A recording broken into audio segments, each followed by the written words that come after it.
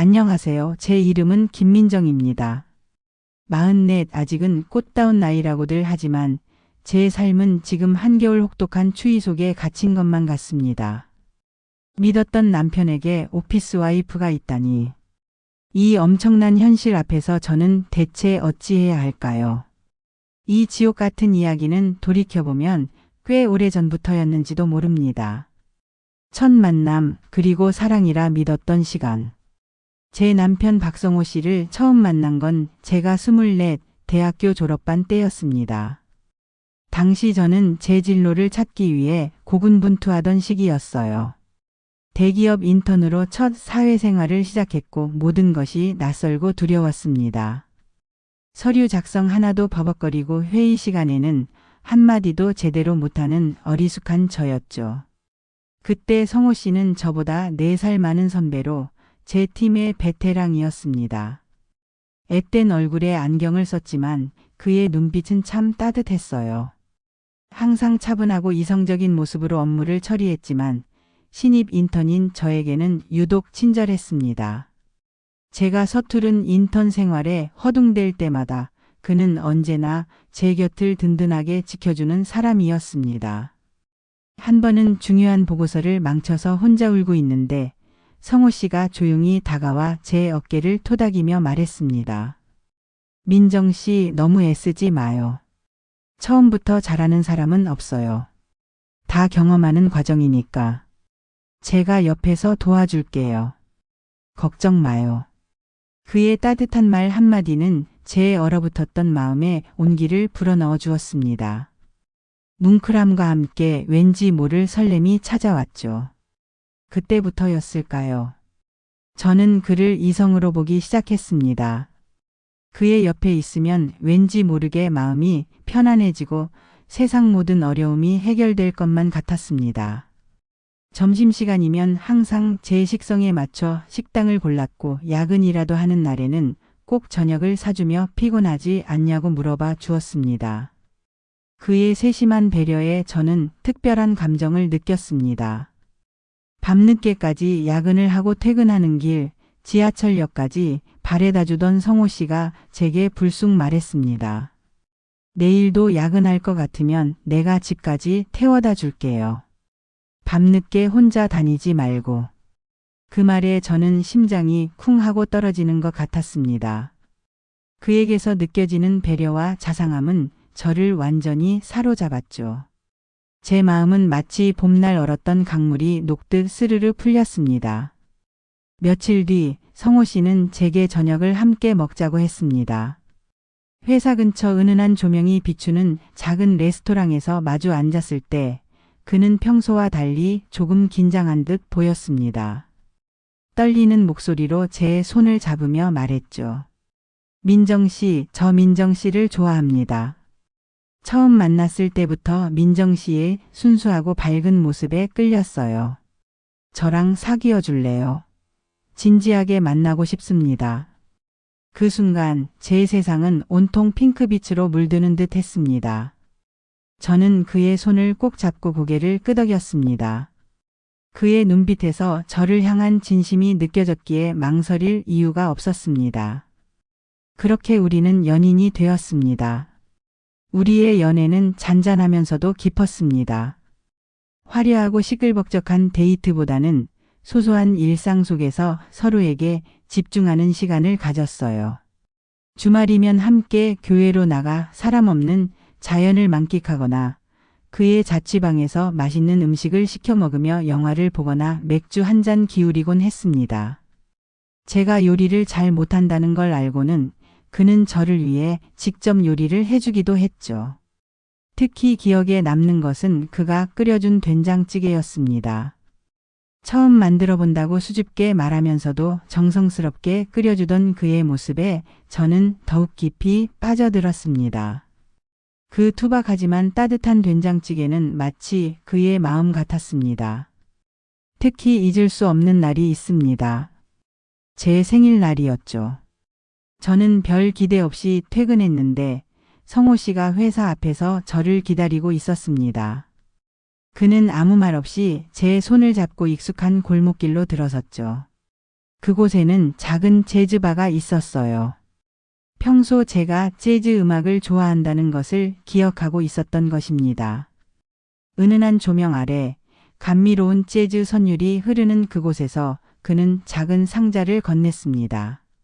상자를 열어보니 제가 평소 갖고 싶어 했던 절판되어 구하기 어렵다고 투정 부렸던 시집이 들어 있었습니다. 그리고 그 책갈피 사이에는 손으로 직접 쓴 편지가 끼워져 있었죠. 민정 씨, 태어나줘서 고마워요. 당신은 내 삶에 찾아온 가장 아름다운 선물입니다. 당신을 만나고 내 삶은 비로소 완전해졌습니다. 평생 당신 곁에서 당신을 웃게 해주고 싶어요. 편지를 읽는 순간 제 눈에서는 뜨거운 눈물이 하염없이 흘러내렸습니다. 그는 제 눈물을 닦아주며 따뜻하게 안아주었습니다. 그의 품에 안겨 우리는 평생을 함께할 것을 약속했습니다. 그의 품에 안겨 잠이 들었던 그 밤은 제 인생에서 가장 행복하고 충만한 밤이었습니다. 우리는 그렇게 3년을 연애했고 서로에 대한 깊은 믿음과 사랑을 확인하며 결혼을 결심했습니다. 결혼 그리고 찾아온 평범한 행복. 결혼 후에도 우리의 삶은 평화로웠습니다. 작은 전셋집에서 신혼을 시작했지만 저희 둘은 서로에게 의지하며 부족함 없이 지냈어요. 성호 씨는 여전히 다정했고 퇴근하면 저녁 식사를 함께 준비하거나 설거지를 도맡아 해주었죠. 저는 그런 그의 모습에 결혼하길 참 잘했다고 생각했습니다. 결혼 2년 차에 예쁜 딸 지연이를 낳았습니다. 지연이가 태어나고 나서 성호 씨는 더욱 책임감이 강해진 것 같았어요. 육아도 적극적으로 돕고 밤늦게까지 우는 아기 옆에서 저를 대신해 아기를 달래주기도 했습니다. 제가 밤새 육아로 지쳐 쓰러져 잠들면 다음 날 아침 그는 늘 따뜻한 커피 한 잔과 함께 피곤하지 않냐고 물어봐 주었죠. 저는 행복했습니다. 비록 남들처럼 부유하지는 않았지만 사랑하는 남편과 예쁜 딸이 있으니 더 바랄 것이 없다고 생각했죠.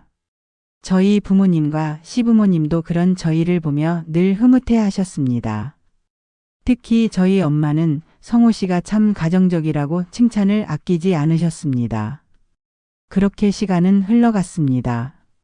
성호 씨는 회사에서 능력을 인정받아 승진하며 중요한 역할을 맡게 되었고 저희는 좀 더 넓은 집으로 이사하며 안정적인 생활을 꾸려나갔습니다. 지연이는 어느새 중학생이 되었고 저는 평범하지만 단란한 가정을 꾸렸다는 것에 감사하며 살았습니다. 남편은 늦게까지 야근하는 날이 잦아졌지만 저는 그저 회사가 바쁜가 보다 생각했어요. 때로는 회식 때문에 새벽에 들어오는 날도 있었지만 저는 남편을 전적으로 믿었습니다. 그는 늘 제게 일과 가정 사이에서 균형을 맞추려 노력하는 사람처럼 보였습니다. 균열의 시작 그리고 의심. 언제부터였을까요? 남편의 행동에서 미묘한 변화가 느껴지기 시작했습니다. 퇴근 후 집에 오면 피곤하다는 말을 입에 달고 살았고 주말에도 잠만 자려 했어요. 예전처럼 저와 대화하거나 함께 시간을 보내려는 노력도 줄어들었죠. 저는 그저 그가 일이 힘들어서 그런가 보다 하고 이해하려 했습니다. 혹시 회사에서 스트레스가 심한가 싶어 좋아하는 음식을 해주거나 마사지를 해주기도 했습니다. 하지만 그는 피곤하다며 제 손길을 피하는 날이 늘어났습니다. 어느 날 저녁 남편의 휴대폰이 울렸습니다. 액정에는 팀장님이라는 글자가 선명하게 보였어요. 늦은 시간이었기에 혹시 급한 일인가 싶어 제가 대신 전화를 받으려던 찰나 남편이 저를 제지했습니다. 여보 회사 전화야. 내가 받을게. 그의 목소리에는 순간 당황한 기색이 스쳐 지나갔습니다. 저는 아무렇지 않은 척했지만 왠지 모르게 불길한 예감이 들었습니다. 다음 날 남편은 평소보다 일찍 출근했어요. 저는 남편이 놓고 간 휴대폰을 무심코 보다가 깜짝 놀랐습니다. 잠금 화면에 팀장님이라고 저장된 번호로 온 메시지가 있었는데 내용은 팀장님이라고 하기에는 너무나 다정한 것이었죠. 오늘 저녁은 오빠가 좋아하는 메뉴로 준비할게. 기대해도 좋아. 오빠? 저는 심장이 쿵 하고 떨어지는 소리를 들었습니다. 남편의 회사 팀장님이라면 나이가 꽤 있을 텐데 누가 누구에게 오빠라고 부른다는 말인가요? 제 손은 덜덜 떨렸지만 저는 그 길로 남편의 휴대폰을 몰래 뒤졌습니다. 참아보지 말았어야 할 것들이 눈에 들어왔죠. 팀장님과의 수많은 메시지, 그 속에는 업무 이야기는 거의 없고 온통 사적인 내용뿐이었습니다. 서로의 안부를 묻고 오늘 하루 있었던 일들을 시시콜콜 이야기하고 있었어요. 심지어는 주말에 함께 영화를 봤다는 내용도 있었습니다. 저는 손이 덜덜 떨렸습니다. 팀장님이라는 사람은 여성이었습니다. 그것도 꽤 젊은 여성인 것 같았습니다. 남편의 메시지 목록을 스크롤 내릴수록 제 가슴은 찢어지는 듯 했습니다. 그들이 주고받은 하트 이모티콘, 다정한 호칭, 그리고 은밀한 만남을 암시하는 내용들은 저를 질식시켰습니다. 이영미. 저는 그 이름을 똑똑히 기억했습니다. 남편은 항상 이영미 팀장이 능력이 좋고 일도 잘한다고 칭찬했었죠. 그때는 그저 업무적인 칭찬인 줄로만 알았습니다. 하지만 지금 와서 생각해보니 그의 칭찬 속에는 다른 의미가 숨어 있었던 것입니다. 그의 감탄사마다 숨겨진 진실이 칼날처럼 저를 찔렀습니다. 밤이 되자 남편은 평소처럼 늦게 들어왔습니다. 그는 평소와 다름없이 피곤하다는 표정을 지었지만 저는 그의 얼굴에서 낯선 미소를 보았습니다. 마치 다른 세상을 다녀온 사람처럼. 저는 아무렇지 않은 척했지만 속은 타들어가는 것 같았습니다. 저는 애써 침착하게 남편에게 물었습니다. 여보, 요즘 회사에 이영미 팀장님이라는 분이 새로 오셨다면서요. 어떤 분이세요? 남편은 잠시 당황한 듯 했지만 이내 태연하게 대답했습니다. 아, 이영미 팀장님? 응, 능력도 좋고 참 괜찮은 분이야. 왜? 그의 말에서 저는 거짓말을 꿰뚫어 볼 수 있었습니다. 그는 눈을 살짝 피했고 목소리에는 미세한 떨림이 있었습니다. 저는 더 이상 질문을 이어갈 수 없었습니다. 제 입 밖으로 내뱉는 모든 말이 진실을 향해 다가갈수록 제가 받을 상처가 더 커질 것이라는 걸 본능적으로 알았기 때문입니다. 그 밤은 저에게 지옥이었습니다. 남편은 옆에서 아무것도 모르는 듯 새근새근 잠들어 있었지만 저는 한숨도 잘 수 없었습니다. 배신감과 불안감이 저를 집어삼켰습니다. 며칠 밤을 잠 못 이루며 고민했습니다. 남편에게 직접 물어봐야 할까 아니면 더 확실한 증거를 찾아야 할까? 저는 후자를 택했습니다. 현실을 부정하고 싶었지만 제 의심은 날마다 커져만 갔습니다. 잠 못 이루는 밤마다 저는 그들의 대화를 곱씹었고 상상 속에서 그들의 만남을 재구성했습니다. 그럴수록 제 고통은 더욱 깊어졌습니다. 저는 남편의 출퇴근 시간을 유심히 관찰했습니다. 평소보다 1시간 일찍 출근하고 1시간 늦게 퇴근하는 날이 잦아졌습니다. 주말에도 종종 회사에 나가는 일이 생겼죠. 그는 늘 바쁘다고 했고 저는 그저 그 말을 철석같이 믿었습니다. 하지만 이제 모든 것이 의심스러웠습니다. 저는 그가 회사에 간다고 했던 주말 몰래 그의 뒤를 밟았습니다. 그가 도착한 곳은 회사가 아니었습니다. 그의 차량은 한적한 공원 주차장에 멈춰 섰습니다. 그리고 잠시 후 한 여성이 그의 차에 올라탔습니다. 이영미였습니다. 저는 제 눈을 의심했습니다. 심장이 발밑으로 떨어지는 것 같았습니다. 그들은 차 안에서 한참을 이야기했습니다. 멀리서 봐도 그들의 얼굴에는 웃음꽃이 피어 있었습니다. 마치 오래된 연인처럼 다정해 보였죠. 저는 숨을 쉴 수가 없었습니다. 배신감과 함께 엄청난 분노가 치밀어 올랐습니다. 제 몸은 얼음장처럼 차가워졌고 손발은 마비된 듯 움직이지 않았습니다. 그들은 차에서 내려 공원 산책로를 걸었습니다. 손을 잡고 걷는 그들의 뒷모습은 제 가슴을 갈기갈기 찢어 놓았습니다. 남편은 저와 함께 있을 때는 피곤하다는 핑계로 잘 걷지도 않던 사람이었습니다. 그들의 모습은 제게 칼날이 되어 날아와 박혔습니다. 그날 밤 저는 집으로 돌아와 펑펑 울었습니다. 남편은 제 옆에서 아무것도 모르는 듯 코를 골며 잠들어 있었습니다. 그의 잠든 얼굴을 보니 더욱 비참해졌습니다. 그는 저를 속이고 있었습니다. 제 모든 것을 바친 이 결혼이 한순간에 거짓이 되어버린 것만 같았습니다. 갈등의 폭발 그리고 진실. 며칠 후 저는 결심했습니다. 더 이상 이 상황을 모른 척할 수 없었습니다. 남편이 퇴근하고 집에 돌아오자마자 저는 그에게 휴대폰을 내밀었습니다. 제 손은 덜덜 떨렸지만 눈은 똑바로 남편을 향했습니다. 여보, 이게 다 뭐야? 이영미 팀장이라며 오피스 와이프라며 잠금 화면에 오늘 저녁 오빠가 좋아하는 메뉴라고? 당신 나한테 이럴 수 있어? 제 목소리는 떨렸지만 분노로 인해 목이 메었습니다. 남편은 제 손에 들린 휴대폰을 보고는 얼굴이 새하얗게 질렸습니다. 그는 말을 잇지 못했습니다. 그의 눈빛은 동요했고 죄책감과 당황스러움이 뒤섞여 있었습니다. 저는 계속해서 말했습니다. 나 당신 뒤 밟았어. 주말에 이영미 씨랑 공원에 간 것 다 봤어.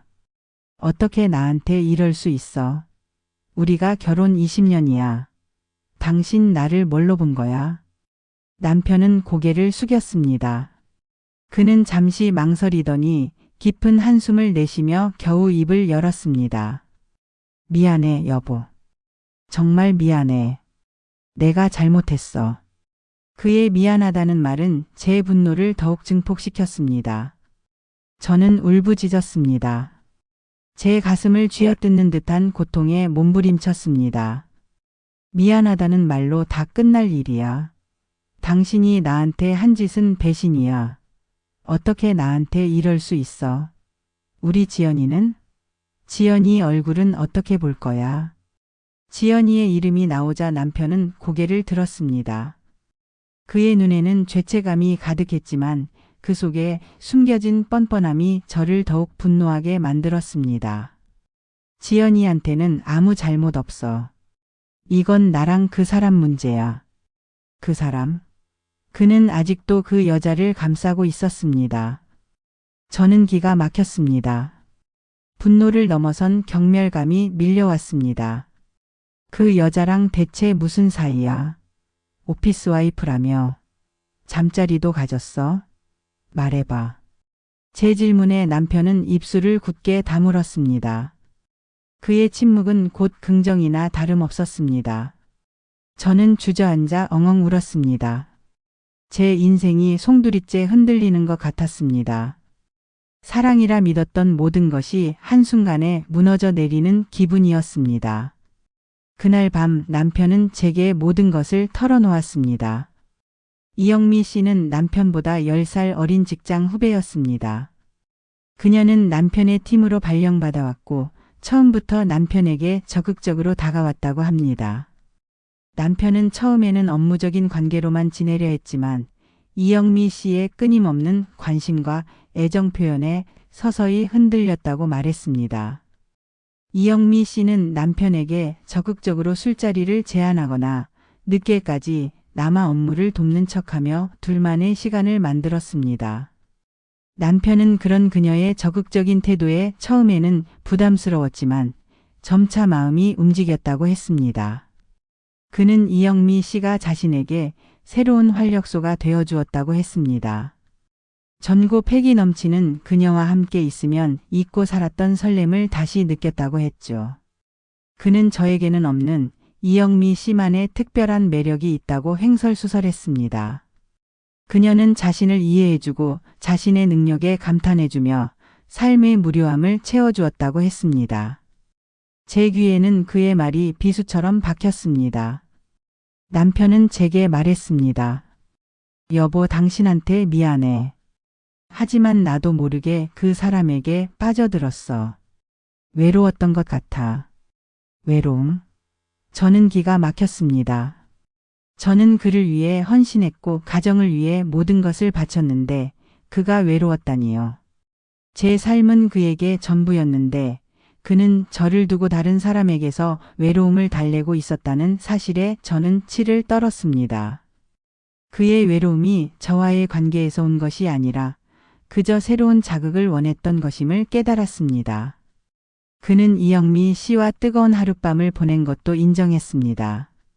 업무 관련 출장이 잦아지면서 둘만의 시간이 늘어났고 결국 선을 넘어버렸다고 했습니다. 첫 번째 뜨거운 하룻밤은 한 지방 출장지 호텔에서였다고 합니다.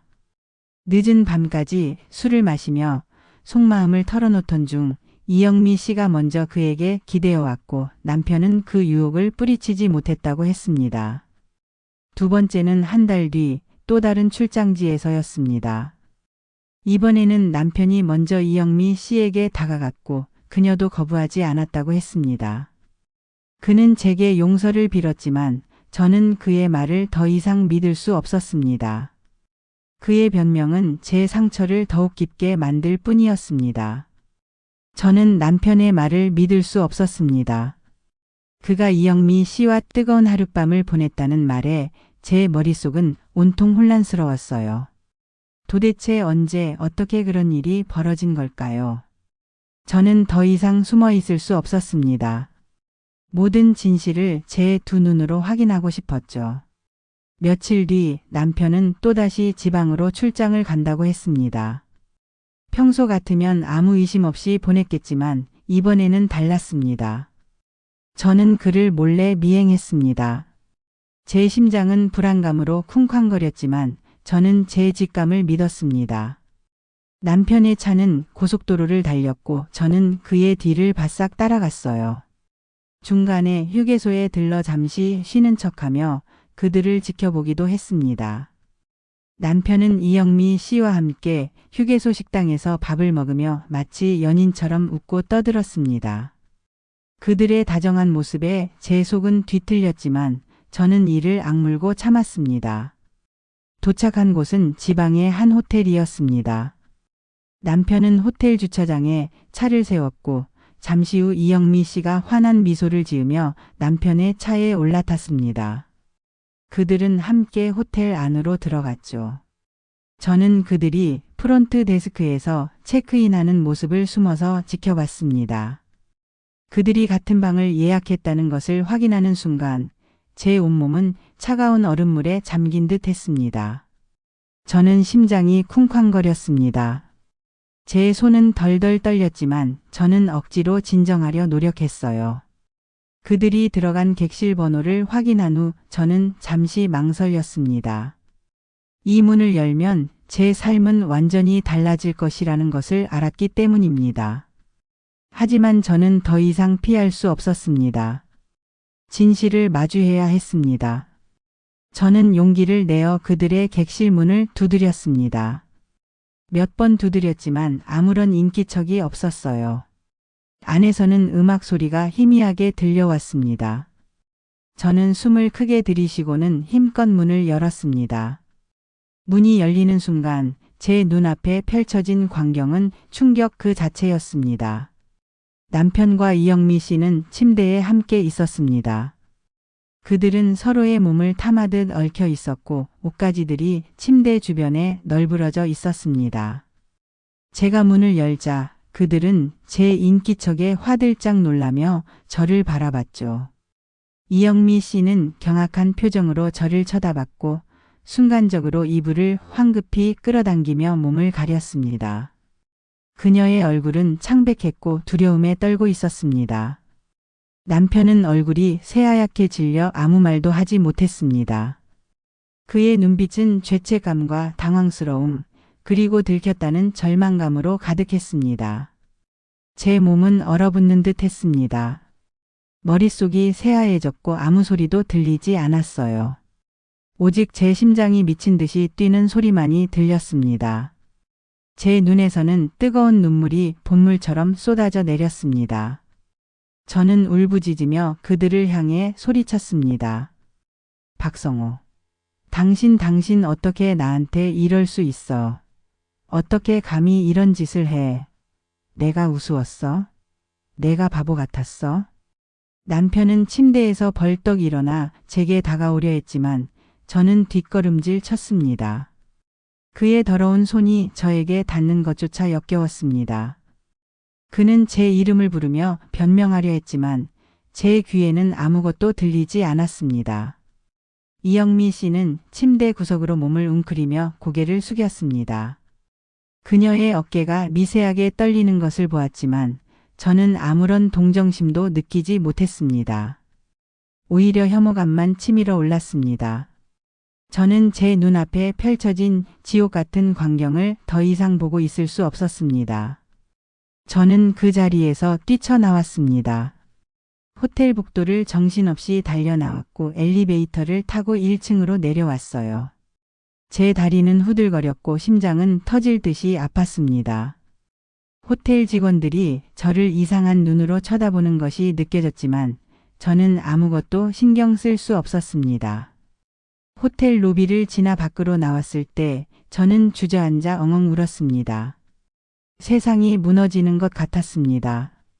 제가 20년 넘게 믿고 사랑했던 남편이 저에게 이런 잔인한 배신을 할 줄은 상상조차 하지 못했습니다. 그의 말과 행동 하나하나가 거짓이었다는 사실에 저는 치를 떨었습니다. 그의 미안하다는 말도 다시는 안 그러겠다는 약속도 모두 거짓이었습니다. 그는 저를 속이고 또 속였죠. 저는 제 차에 올라타 시동을 걸었습니다. 어디로 가야 할지 몰랐지만 이곳을 벗어나야 한다는 생각뿐이었습니다. 고속도로를 달리면서도 제 눈에서는 계속해서 눈물이 흘러내렸습니다. 저는 절규했습니다. 왜 나에게 이런 일이 생긴 걸까? 내가 무엇을 잘못했길래 이런 비참한 현실을 마주해야 하는 걸까? 제 인생이 한순간에 지옥으로 변해버린 것 같았습니다. 그날 밤 저는 집으로 돌아가지 못했습니다. 친구 이영숙에게 전화를 걸어 모든 것을 털어놓았습니다. 영숙이는 제 이야기를 듣더니 한달음에 달려와 저를 안아주었습니다. 민정아, 얼마나 힘들었니? 괜찮아. 이제는 나한테 다 털어놔. 다 괜찮을 거야. 영숙이의 따뜻한 품에 안겨 저는 한참을 울었습니다. 그녀는 제 등을 토닥이며 아무 말 없이 제 곁을 지켜주었죠. 영숙이의 위로에 저는 조금이나마 마음의 안정을 찾을 수 있었습니다. 그녀는 제게 당장 변호사를 선임하고 증거를 모으라고 단호하게 조언했습니다. 저를 향한 남편의 배신에 영숙이도 함께 분노해 주었습니다. 그날 이후 저희 집은 냉기가 가득했습니다. 남편은 제 눈치를 살피며 어떻게든 제 마음을 풀어주려 했지만 저는 그를 보는 것 자체가 고통스러웠어요. 한 지붕 아래 살면서도 우리는 남보다 못한 사이가 되어버렸죠. 남편은 끊임없이 제게 용서를 구했지만 저는 그의 말을 들을수록 역겹고 구역질이 났습니다. 그는 변명과 거짓말을 반복했고 저는 더 이상 그 어떤 말도 믿을 수 없었습니다. 딸 지연이는 분위기가 심상치 않다는 것을 눈치챘는지 저희 둘 사이를 오가며 걱정스러운 눈빛으로 저희를 바라봤습니다. 지연이의 얼굴을 볼 때마다 저는 더욱 괴로웠습니다. 아이에게는 아무 죄가 없는데 제가 겪는 이 고통이 아이에게까지 전해지는 것 같아 미안했습니다. 지연이는 엄마 아빠가 왜 싸우냐며 울음을 터뜨리기도 했습니다. 그럴 때마다 저는 제 어리석음을 탓했습니다. 저는 밤마다 잠 못 이루고 생각했습니다. 이혼을 해야 할까? 하지만 이혼을 하면 제 삶은 어떻게 되는 걸까요? 지금껏 남편에게 의지하며 살아왔던 제가 홀로 서기를 할 수 있을지 막막했습니다. 경제적인 문제, 그리고 딸 지연이의 양육 문제가 가장 큰 걱정이었습니다. 주변 사람들의 시선도 두려웠어요. 친구들은 제가 항상 남편 복이 많다고 부러워했었는데 이제 와서 이혼한다는 소식을 전하면 그들은 저를 어떻게 생각할까요? 사람들의 수군거림이 벌써부터 들리는 듯 했습니다. 그렇다고 이대로 사는 것도 지옥 같았습니다. 남편의 얼굴을 볼 때마다 이영미라는 여자가 떠올랐고 그가 저에게 했던 배신이 떠올라 숨쉬기조차 힘들었습니다. 밥을 먹어도 목으로 넘어가지 않았고 잠을 자도 악몽에 시달렸어요. 꿈속에서는 남편과 이영미 씨의 모습이 자꾸만 아른거렸습니다. 제 몸은 점점 말라갔고 얼굴에는 수심이 가득했습니다. 제 건강은 급격히 나빠졌고 불면증과 우울증에 시달렸습니다. 엄마 요즘 왜 그래? 아픈 거야? 얼굴이 너무 안 좋아. 병원에 가봐야 하는 거 아니야? 어느 날 지연이가 제게 물었습니다. 저는 지연이의 눈을 보며 애써 미소를 지으려 했지만 결국 거짓말을 할 수밖에 없었습니다. 아니야, 엄마 괜찮아. 그냥 좀 피곤해서 그래. 하지만 지연이는 제 표정에서 무언가 숨기고 있다는 것을 눈치챈 것 같았습니다. 그녀의 걱정스러운 눈빛을 보니 제 마음은 더욱 아팠습니다. 제가 아파하는 모습을 보며 아이도 함께 아파하고 있었습니다. 저는 친한 친구 이영숙에게 이 모든 사실을 털어놓았습니다. 영숙이는 제 이야기를 듣더니 격분했습니다. 말도 안 돼. 성우 오빠가 어떻게 그럴 수 있어. 당장 이혼해. 더 이상 참지 마. 내가 왜 저런 쓰레기 같은 인간 때문에 아파해야 해? 영숙이는 제 편에서 남편을 비난했지만 저는 쉽게 결정할 수 없었습니다. 영숙이의 말대로 이혼하는 것이 답일까요? 하지만 20년 넘게 함께 살아온 남편과의 관계를 단칼에 잘라낼 용기가 나지 않았습니다.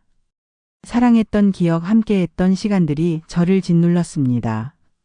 영숙이는 제게 이렇게 말했습니다. 민정아, 너 자신을 먼저 생각해. 이대로는 너만 죽어. 지연이를 위해서라도 강해져야 해. 불행한 엄마의 모습을 보여주는 것보다 내가 행복해지는 모습을 보여주는 게 더 중요해.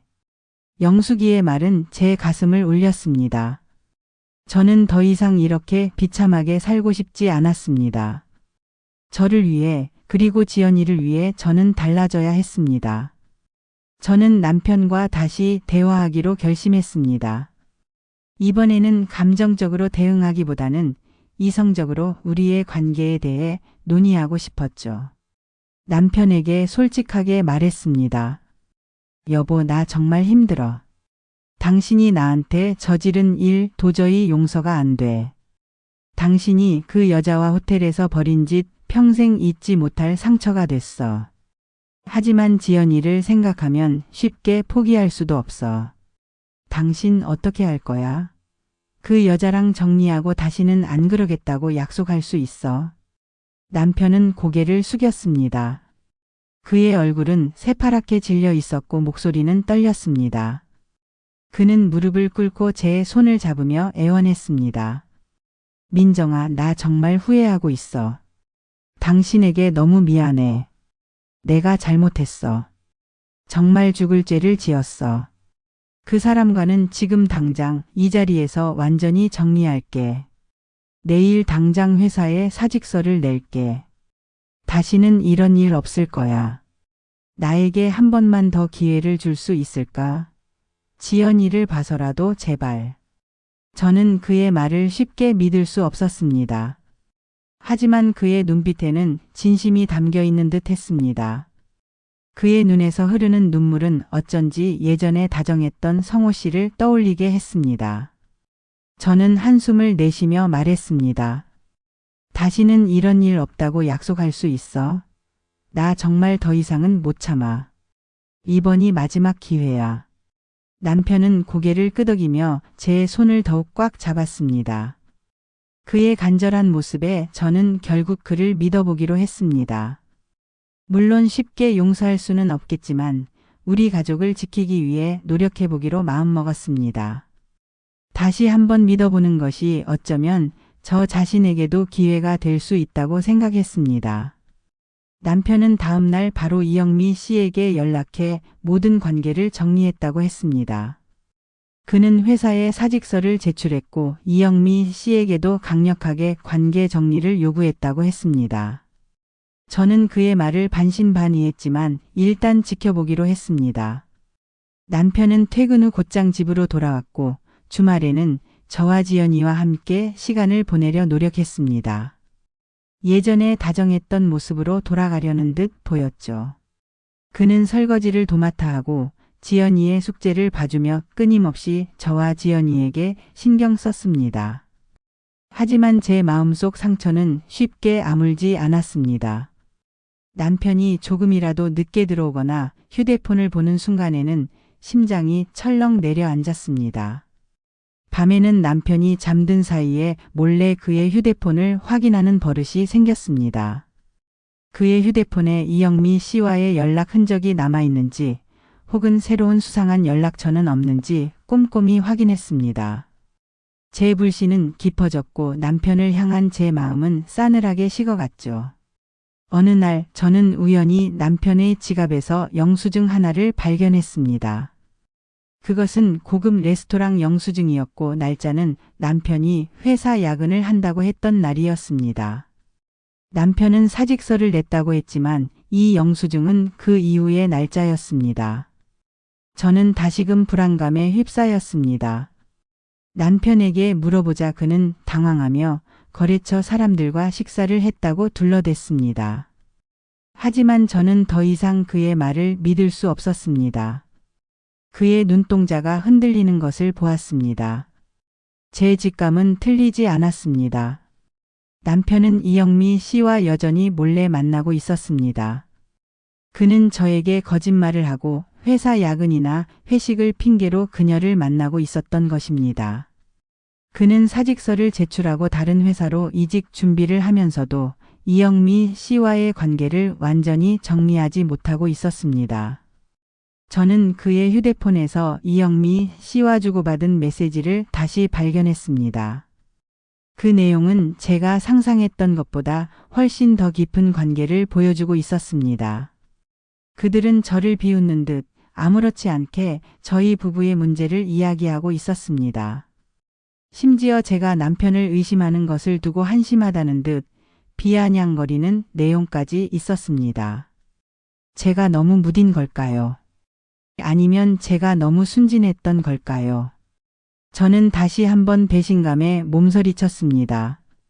남편은 제가 이 모든 것을 알고 있다는 사실을 모른 채 저에게 거짓된 웃음을 보이고 있었습니다. 그는 제게 용서를 구하면서도 뒤로는 다른 여자를 만나고 있었던 것입니다.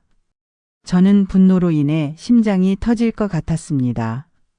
제 삶이 농락당하고 있다는 생각에 저는 참을 수 없는 모멸감을 느꼈습니다. 저는 더 이상 이 결혼 생활을 유지할 수 없다고 판단했습니다. 남편은 저에게 또다시 거짓말을 했고 저를 우롱했습니다. 그는 저의 마지막 기회마저 발로 찼습니다. 저는 지연이를 생각해서라도 이혼을 해야겠다고 마음먹었습니다. 아이에게 이런 불행하고 거짓된 부모의 모습을 보여주는 것보다는 당당하게 홀로서기를 하는 엄마의 모습을 보여주는 것이 더 낫다고 생각했습니다. 이 관계는 저를 좀먹고 있었고 더 이상 견딜 수 없었습니다. 저는 남편에게 이혼을 요구했습니다. 남편은 제 말에 충격을 받은 듯 했습니다. 그는 무릎을 꿇고 제게 용서를 빌었습니다. 민정아, 제발 한 번만 더 생각해줘. 내가 정말 잘못했어. 그 사람과는 정말 끝낼게. 맹세해. 내가 미쳤었나 봐. 그의 눈에는 눈물이 가득했지만 저는 더 이상 그의 말을 믿을 수 없었습니다. 그의 눈물조차도 저에게는 거짓으로 보였죠. 그의 사과는 더 이상 아무런 의미도 없었습니다. 저는 단호하게 말했습니다. 당신에게 더 이상 기회는 없어. 나는 당신을 믿을 수 없어. 우리 이혼해. 오늘 당장 변호사를 선임할 거야. 남편은 제 옷자락을 붙잡고 애원했지만 저는 그의 손을 뿌리쳤습니다. 제 마음은 이미 돌아서 있었습니다. 그의 애원은 더 이상 제게 아무런 감동도 주지 못했습니다. 다음 날 저는 곧바로 변호사를 찾아갔습니다. 이혼 소송 절차를 알아보고 위자료와 양육권에 대한 상담을 받았습니다. 변호사는 제게 남편의 외도를 증명할 수 있는 모든 증거를 충분히 확보해야 한다고 조언했죠. 저는 그동안 모아두었던 남편의 휴대폰 메시지, 영수증, 그리고 그들의 데이트 장면을 찍은 사진들까지 모든 증거를 변호사에게 제출했습니다. 증거들을 다시 마주하는 것은 고통스러웠지만 저는 이를 악물고 참았습니다. 지연이에게 이혼 사실을 알리는 것이 가장 힘들었습니다. 저는 지연이를 앉혀놓고 조심스럽게 이야기했습니다. 지연아, 엄마 아빠가 이제 함께 살지 못하게 됐어. 잠시 떨어져 지내게 될 것 같아. 지연이는 제 말을 듣더니 아무 말 없이 저를 꼭 안아주었습니다. 그녀의 눈에서는 뜨거운 눈물이 흘러내렸죠. 저는 지연이의 눈물을 보니 더욱 가슴이 미어졌습니다. 아이에게는 이 모든 것이 너무나 큰 상처가 될 것입니다. 하지만 저는 아이에게 솔직하게 말해야 한다고 생각했습니다. 거짓된 평화보다는 솔직한 현실을 보여주는 것이 낫다고 판단했죠. 지연이는 제가 안고 있는 세상의 전부였습니다. 저는 친정 부모님께도 이 모든 사실을 털어놓았습니다. 부모님은 제 이야기를 듣고는 많이 놀라셨지만 제 결정을 존중해 주셨습니다. 엄마는 제 손을 잡고 눈물을 흘리며 말했습니다. 내 딸 얼마나 힘들었니? 괜찮아. 엄마 아빠가 너 옆에 있어 줄게. 혼자 힘들어하지 마. 부모님의 따뜻한 위로에 저는 또다시 눈물을 쏟았습니다. 저는 더 이상 혼자가 아니었습니다. 가족의 품에서 저는 다시 살아갈 힘을 얻었습니다. 남편과의 이혼 소송은 쉽지 않았습니다. 그는 끝까지 이혼을 원하지 않았고 제게 매달렸어요. 그는 지연이를 이용해서 저의 마음을 돌리려 했지만 저는 흔들리지 않았습니다. 제 마음속에는 이미 남편에 대한 믿음이 산산조각 나버렸기 때문입니다. 그의 거짓말과 배신이 너무나 깊었습니다. 오랜 법정 공방 끝에 저희 부부는 결국 이혼했습니다. 저는 양육권을 갖게 되었고 남편으로부터 충분한 위자료를 받았습니다. 이혼 소송이 끝난 후 저는 한동안 무기력함에 시달렸어요. 지난 20년의 결혼 생활이 한순간에 사라진 것 같아 허탈했습니다. 제 삶의 큰 부분을 잃어버린 기분이었습니다. 하지만 저는 이대로 주저앉을 수 없었습니다. 저에게는 지연이가 있었습니다. 지연이를 위해서라도 저는 다시 일어서야 했습니다. 이혼 후 저는 새로운 삶을 시작했습니다. 우선 복잡한 서울을 떠나 지연이와 둘이 살 작은 아파트로 이사했습니다. 제가 나고 자란 고향 부천으로 돌아왔습니다.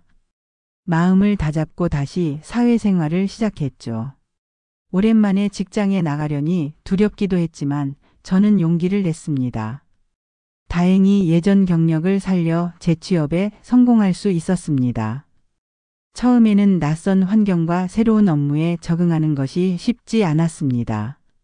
하지만 저는 매 순간 최선을 다했습니다. 처음에는 모든 것이 서툴고 힘들었습니다. 지연이와 둘이서 모든 것을 감당해야 하는 것이 버겁게 느껴질 때도 있었어요. 퇴근 후 지친 몸을 이끌고 집에 오면 산더미 같은 집안일과 지연이의 학업을 챙겨야 했습니다. 때로는 혼자 감당해야 하는 현실의 무게에 눈물이 날 때도 있었습니다. 하지만 저는 포기하지 않았습니다. 지연이가 제게 힘이 되어 주었고 저 역시 지연이에게 강한 엄마의 모습을 보여주고 싶었죠. 저는 더 이상 과거에 얽매이지 않기로 다짐했습니다. 어느 날 지연이가 제게 말했습니다. 엄마는 정말 멋있는 것 같아. 예전보다 훨씬 행복해 보여. 지연이의 말에 저는 가슴이 뭉클했습니다. 제가 힘들어도 포기하지 않고 노력하는 모습을 보며 지연이가 저를 자랑스러워한다는 사실에 저는 큰 위로를 받았습니다. 지연이의 한마디는 제게 무엇과도 바꿀 수 없는 선물 같았습니다. 저는 주말마다 지연이와 함께 가까운 산으로 등산을 가거나 공원에서 산책을 했습니다. 이전에는 남편에게 의지해서 살았지만 이제는 제가 직접 운전해서 지연이와 함께 여행을 다니기도 합니다. 우리는 함께 맛있는 것을 먹고 영화를 보고 서로에게 의지하며 새로운 추억을 만들어가고 있습니다. 지난 주말에는 지연이와 함께 제주도로 짧은 여행을 다녀왔습니다. 에메랄드빛 바다를 보며 우리는 서로를 더욱 깊이 이해하게 되었습니다. 물론 아직도 남편에 대한 상처와 배신감은 남아 있습니다. 문득문득 그때의 기억이 떠올라 저를 괴롭힐 때도 있습니다. 마치 깊은 상처 위에 새살이 돋아나도 흉터는 영원히 남는 것처럼요. 하지만 저는 더 이상 그 기억에 갇혀 살지 않으려 노력합니다. 저는 제 자신을 사랑하고 제 행복을 위해 노력해야 한다는 것을 깨달았습니다. 저는 이제 저 자신에게 집중합니다. 요즘 저는 새로운 취미 생활을 시작했습니다. 동네 문화센터에서 그림을 배우고 있습니다. 그림을 그리는 동안에는 모든 시름을 잊고 온전히 저 자신에게 집중할 수 있습니다. 제가 그린 그림들을 보며 작은 성취감을 느끼기도 하죠. 다음 달에는 제가 그린 그림으로 작은 전시회도 열어볼까 생각 중입니다. 저는 아직 완벽하게 행복하다고 말할 수는 없습니다. 하지만 저는 매일매일 조금씩 더 나은 사람이 되기 위해 노력하고 있습니다. 이혼은 제 삶에 큰 상처를 남겼지만 동시에 저를 더 강하게 만들고 새로운 삶의 기회를 주었습니다. 마치 거친 폭풍우가 지나간 뒤 더욱 단단하고 아름다운 무지개가 뜨는 것처럼 말입니다. 인생은 예상치 못한 순간에 우리에게 시련을 던져줍니다. 하지만 그 시련 속에서도 우리는 반드시 희망을 찾을 수 있습니다. 저는 앞으로도 제 삶을 당당하게 살아가려 합니다. 저를 배신한 남편에게 휘둘리지 않고 제 행복을 스스로 만들어 나갈 것입니다. 이 글을 읽으시는 여러분 중에도 저와 비슷한 아픔을 겪고 계신 분이 계실지도 모르겠습니다. 여러분은 혼자가 아닙니다. 우리 모두 각자의 자리에서 삶의 무게를 짊어지고 있습니다.